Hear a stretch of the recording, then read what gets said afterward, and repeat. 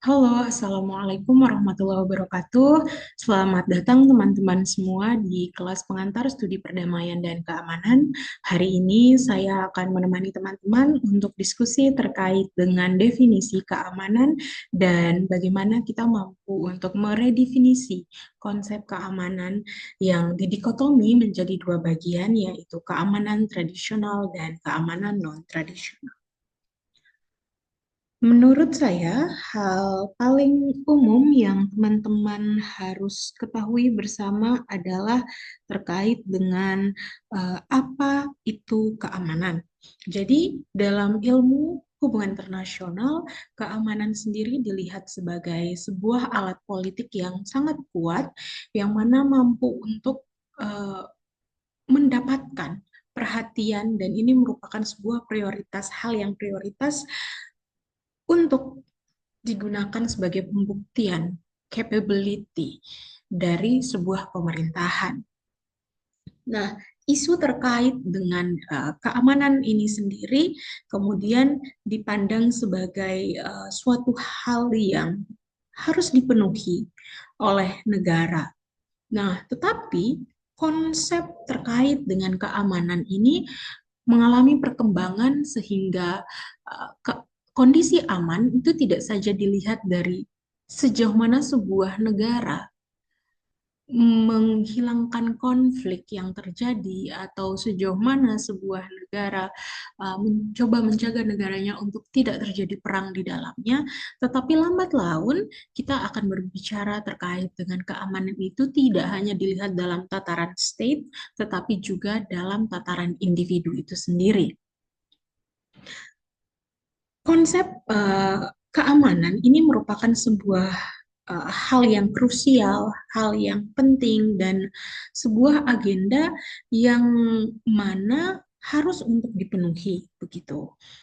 Sekarang kita mencoba untuk melihat bahwa apakah sebuah negara dikatakan aman apabila sudah tidak ada konflik atau sudah tidak ada perang saja, atau ketika suatu negara mampu memenuhi kualitas militer, kualitas tentara yang baik, terutama di daerah-daerah perbatasan, satu negara mampu untuk menjaga bordernya dengan sangat baik atau seperti apa. Nah, pemahaman terkait dengan konsep keamanan yang seperti itu bisa kita katakan sebagai bentuk pemahaman keamanan tradisional. Kenapa? Ya, untuk melihatnya, kita melihat bahwa di mana kita berbicara tataran security itu.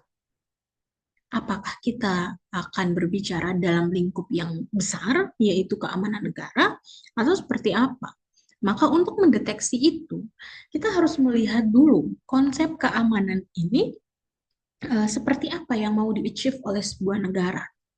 Apakah negara ini akan mendorong pada penciptaan keamanan dalam lingkup misalnya ketiadaan kemiskinan atau ketiadaan kelaparan, atau malah sebuah negara ini akan lebih condong untuk menciptakan kualitas pertahanan keamanan yang jauh lebih baik untuk menunjukkan branding ya atau profiling sebagai sebuah negara yang aman, sebuah negara yang damai gitu. Oleh karena itu, konsep traditional security ketika ditanya di mana kondisi ideal yang dinamakan dengan keamanan dalam bingkai traditional security, maka disampaikan adalah the absence of threat gitu. Jadi sudah tidak ada ancaman. Jadi ketika negara merasa bahwa oh tidak ada ancaman nih yang muncul, tidak ada ancaman terkait dengan terorisme misalnya, pengeboman misalnya, atau tidak ada ancaman di wilayah perbatasan, sebuah negara means negara tersebut adalah negara yang aman. Karena fokus ataupun pihak yang kita lihat aman dan tidaknya itu senternya adalah negara. Jadi ketika ngomongin soal traditional security, maka yang kita bicarakan tentu hal-hal yang berbau state center gitu. Nah, apa yang dibicarakan? Ya, kekuatan militer, kekuatan pertahanan keamanan, kekuatan tentaranya, itu yang kemudian sangat di blow up dalam pendekatan traditional security gitu. Nah, konsep ini memang baik sebagai sebuah fondasi dalam menciptakan sebuah negara. Ini bisa dikatakan aman, karena ketika sebuah negara yang penuh dengan konflik kemudian menjadi failed state, itu juga akan menghambat pemenuhan ataupun pencapaian dari yang namanya non-traditional security. Tetapi sebagai produk realisme, tentu traditional security ini mendapat kritikan lah tentu saja dari pemikir-pemikir yang cenderung mungkin liberal. Nah, mereka mengatakan bahwa ketika pendekatan tradisional saja yang dijadikan sebagai tolak ukur keamanan sebuah negara, maka akan muncul yang namanya fetishization of the state. Jadi ada desire, ada nafsu dari sebuah negara untuk memenuhi keinginannya bahwa keinginan pemerintahannya untuk menciptakan negara yang aman gitu. Jadi terkadang ya desire ini membuat pemerintah mengambil kebijakan yang tidak mampu mengakomodir kepentingan dari semua pihak. Karena tujuan utamanya adalah bagaimana menciptakan kondisi yang terlihat aman dalam tataran nasional maupun tataran internasional gitu. Sehingga menurut Buzan, ketika kita mengkritisi pendekatan ataupun konsep keamanan tradisional, maka kita akan berbicara terkait dengan two faces of state gitu. Negara ini seakan memiliki dua wajah. Ada wajah yang protagonis dan antagonis begitu. Negara seolah-olah dengan wajah protagonis menunjukkan bahwa dia mau menciptakan negara yang aman. Tetapi di satu sisi ada pola antagonis yang mungkin tercipta. Ada kemungkinan yang sangat lebih besar untuk tercipta di sana. Lewat apa? Lewat policy, lewat produk pemerintahan di sana. Jadi kebijakan-kebijakan itu tidak menimbang terutama kelompok-kelompok yang bisa dikatakan sebagai kelompok yang bukan mayoritas, ya. Sehingga yang tercipta memang kita tidak melihat violence secara kasat mata, tetapi mungkin yang terjadi adalah cultural atau structural violence di sana. Jadi ada discrimination yang kemudian dia akan berimbas kepada proses pengabaian terhadap hak dari masyarakat itu sendiri. Nah, ini yang menjadi dilema jika sebuah negara hanya fokus pada penciptaan traditional security. Oleh karena itu, sebagai sebuah produk pemikir-pemikir liberalis, maka muncul pendekatan yang lebih baru yang namanya non-traditional security. Pada dasarnya, keamanan non-tradisional ini tidak hadir untuk menggantikan keamanan tradisional, tetapi lebih untuk melengkapi dan menambah kompleksitas dari definisi keamanan itu sendiri. Sehingga dalam HI kita akan melihat redefinisi konsep keamanan. Jadi keamanan tidak kita lihat pada jajaran negara saja, tetapi kita lihat pada pihak ataupun level analisis yang paling rendah, yaitu individu. Bagaimana negara mampu menjamin keamanan hingga titik yang paling rendah, yaitu individu yang paling kecil. Nah, ini yang menjadi penting, begitu. Karena ada dua pendekatan yang dipakai oleh non-traditional security, yaitu pendekatan yang top-down and bottom-up. Nah, pendekatan top-down ini berarti bahwa penciptaan konsep keamanan itu harus dilakukan dari atas ke bawah. Maksudnya, ini dilihat dari gerak-gerak pemerintah. Giat pemerintah sejauh apa sih dalam menciptakan produk pemerintahan untuk pemenuhan misalnya kesejahteraan masyarakat. Bagaimana kebijakan undang-undang yang diciptakan oleh pemerintah ini melalui proses panjang terkait dengan proses preventif diskusi dengan masyarakat, kemudian melihat apa yang dibutuhkan masyarakat by research, itu merupakan sebuah langkah yang baik yang dilakukan oleh pemerintah dengan pendekatan top down. Sedangkan yang dilihat dari sisi bottom up adalah bagaimana masyarakat ini turut andil untuk menyampaikan kepada pemerintah, baik by person, baik melalui NGO, dan aktor-aktor lain yang memiliki suara kolektif yang bergerak berdasarkan semangat akar rumput untuk menunjukkan bahwa ini adalah aspirasi yang kami butuhkan. Jadi pemerintah seharusnya dengan gerakan bottom up ini mampu untuk memberikan reaksi sesuai dengan request ataupun kebutuhan dari masyarakat untuk menciptakan yang namanya keamanan. Karena ketika bicara soal human security atau keamanan manusia, berarti is not concerned with weapons. Jadi dia tidak cuma bicara soal pertahanan keamanan, soal senjata api, soal traditional security, tetapi dia lebih kepada human dignity. Jadi bagaimana penghargaan terhadap harkat dan martabat manusia itu sendiri. Karena vision daripada human security adalah freedom. Freedom untuk apa? Freedom from fear and freedom from want.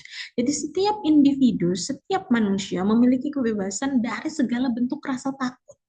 Jadi ketika masih ada individu yang merasa takut, perlu dipertanyakan, apakah sudah aman negaranya? Apakah sudah aman organisasi ini running? Yang kedua adalah kebebasan untuk menentukan apa yang diinginkan.